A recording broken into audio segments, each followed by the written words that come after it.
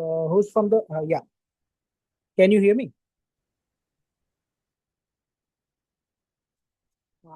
Tech team, I cannot hear you.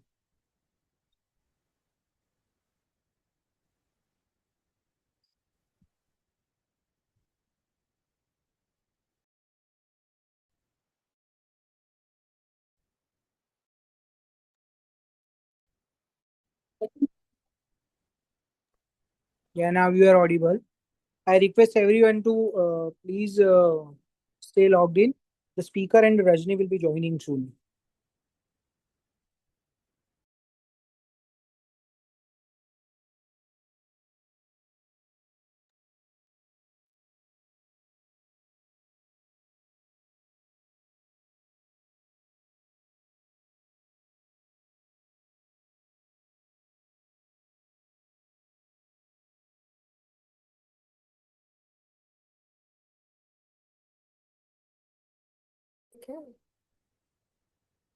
हाँ, आपके में क्लिक करना है। हाँ, व्यू प्रोफाइल। रीनेम है कुछ। हाँ, इधर इधर आया।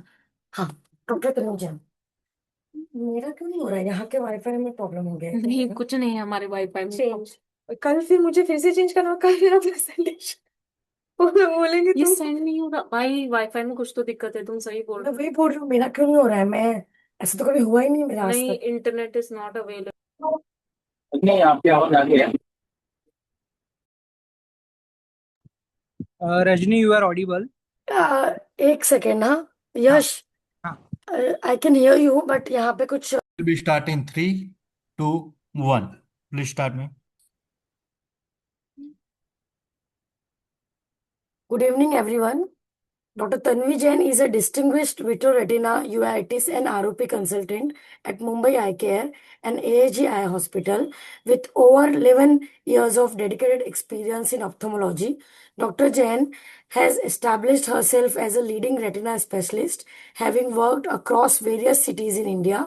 She holds specialized expertise in the diagnosis and management of complex retinal and uveitic disorders, including diabetic retinopathy, age-related macular degeneration, retinal vein occlusion, retinal detachment, and retinopathy of prematurity. So now I will request ma'am to share the screen and start her. So is my screen visible? Hello? Yes, ma'am, it is visible. Yeah. So today's topic is very basic. We'll be talking about diabetic macular edema, how it happens, who are the risk factor, what are the risk factor, and how do we treat it. So first of all, we really need to know that the diabetes burden is too much, and as the diabetes prevalence is increasing, so this diabetic macular edema prevalence is also increasing. And now, very soon, our India is going to become a highly populated diabetic country. So, diabetes affect all the part of the eye, especially the retina, which is the most important part for vision. And very basic, I mean, our retina has 10 layers. So, diabetes affect primarily the retina. So how does it affect?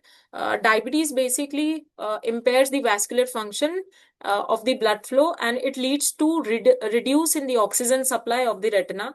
Eventually, few chemicals which are called VEGF and PGF increases in amount in the eye, and that leads to vascular leakage and edema, swelling in the retina. So what is diabetic macular edema? Diabetic macular edema means excess of fluid in the macula, which is the center part of the retina, which actually affects the vision. So how does it happens? There are two chemicals which is called VEGF A and VEGF hello VEGF A.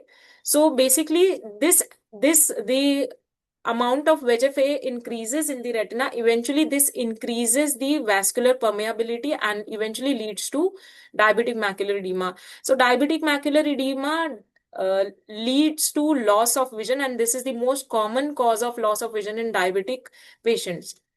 So, if this diabetic macular edema is not treated, this can lead to severe permanent loss of the vision in the patient, and it can happen in any stage of the diabetic retinopathy, initial as well as last stage as well.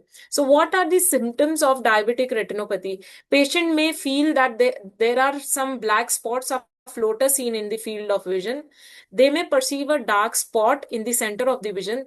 The vision may be really blurred, and they can find very difficult to see in night vision, therefore, because the contrast reduces.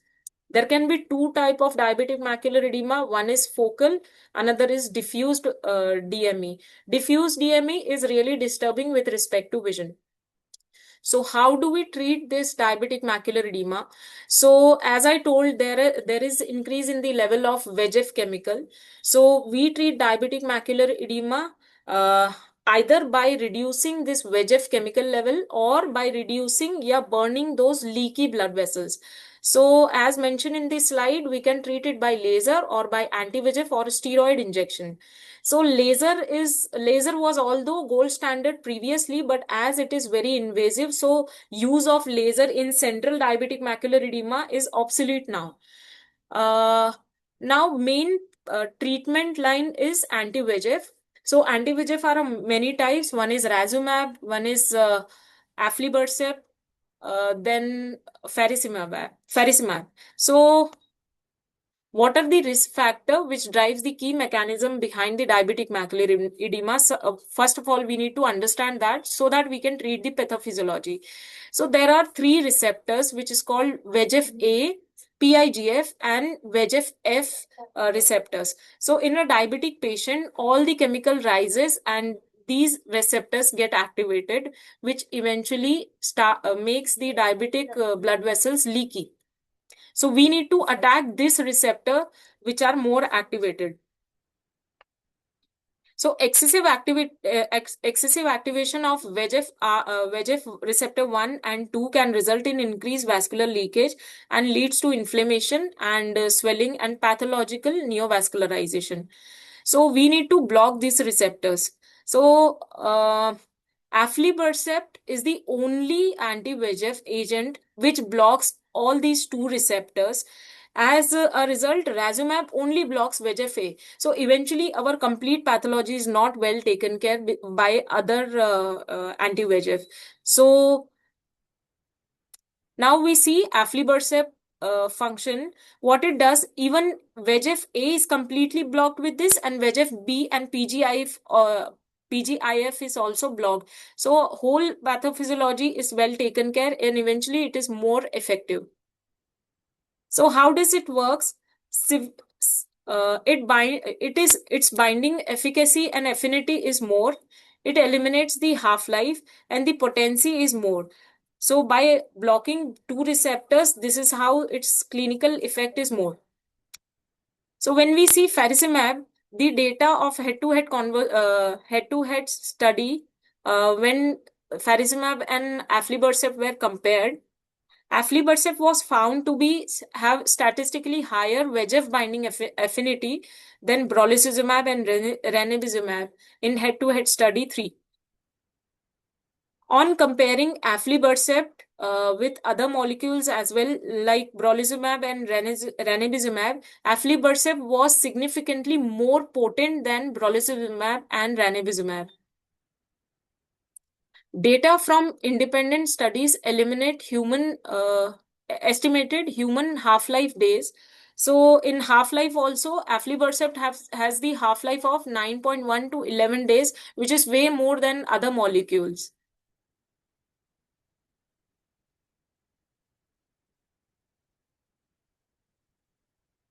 So as the Aflibercept have multiple target like VEGF-A, PIGF receptor, PEGF-B receptor and galectin, eventually the potency of this molecule Aflibercept increases.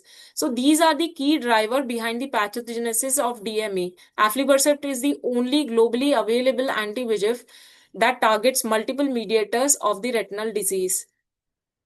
So there are many RCTs done for head-to-head comparison, and there are real-world evidences.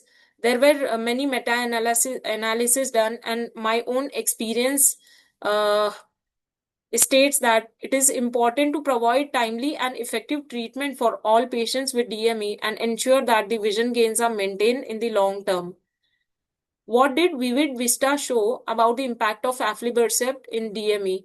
So Vivid Vista, how can I? Yeah. So Vivid Vista clinically meaningful vision gains were achieved in patients who received early and intensive treatment with aflibercept.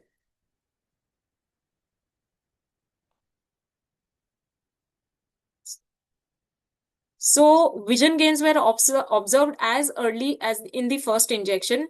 Patient received more than 8 injections through year 1 and maintained vision gain achieved during the initial loading phase. Across all the 3 studies, patient treated with aflibercept gained more than 10 letters. At a week 52 primarily endpoint, the aflibercept demonstrated superiority to laser and in Vivid and Vista studies.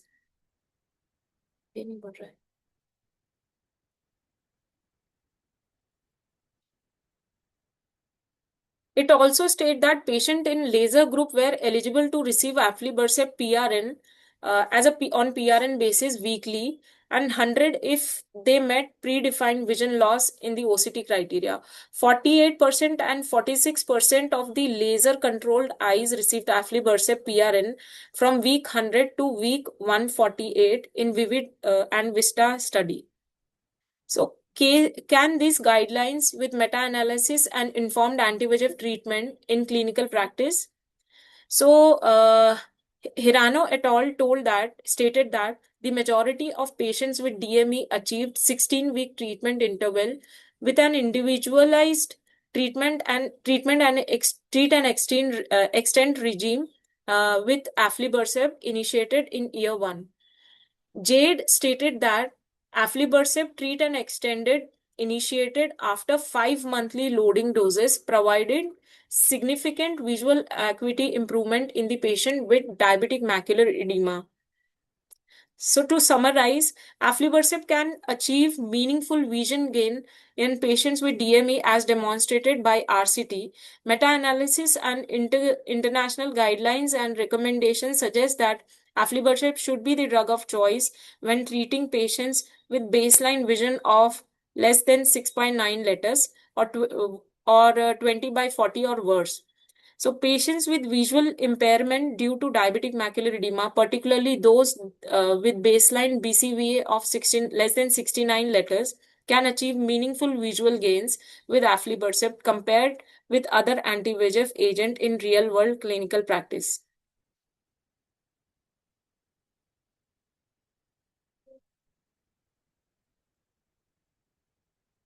Stop screen.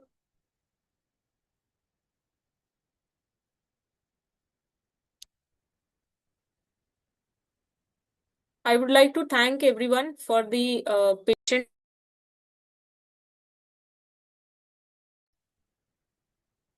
Over to you, Yash. Yes, so anyone has any question, they can ask or they can put it in the chat if you have any questions.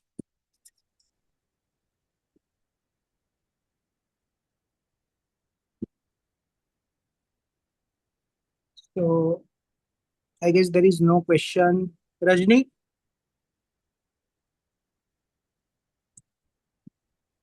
Hello, am I audible?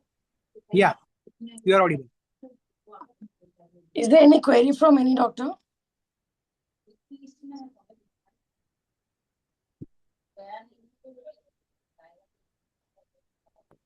Nothing from my side.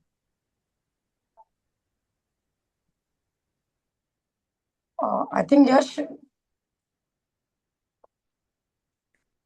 Hello, am I audible? There is one question in the chat. Ma'am, what is your current protocol for DME? Hi, Gagandeep. So to start with, always we need to start. See, first treatment should be the strongest one. In my personal experience, that has reduced my number of injection as well.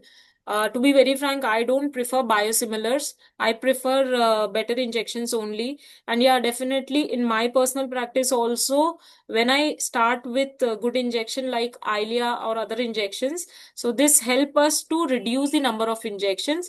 In cases of chronic diabetic macular edema, scenario changes a little bit. We may have to shift to Ozurdex or steroidal treatment line.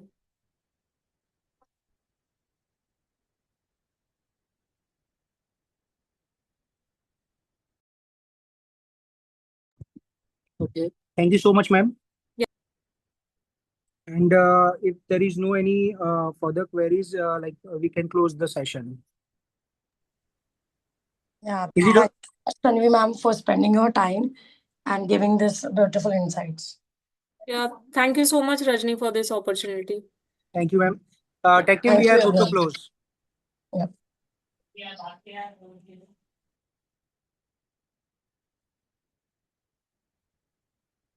Tech team, end the meeting.